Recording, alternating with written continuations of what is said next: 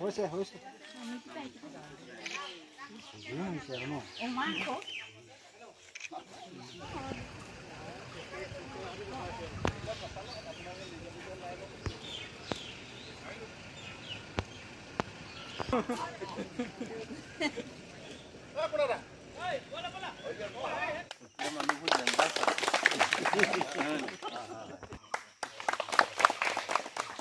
আৰু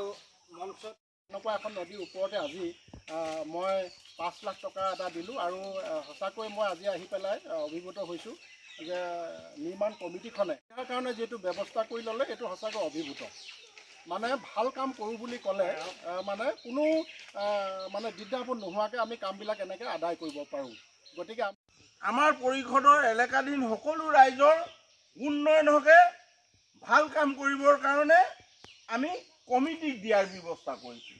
নহ'লে আপোনালোকে ইয়াৰ 15% কমিটি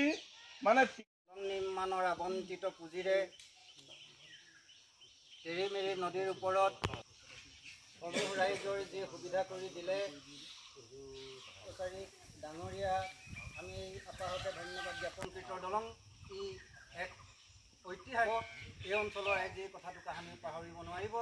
ই ঠেঙাল কছাৰী এই অঞ্চলৰ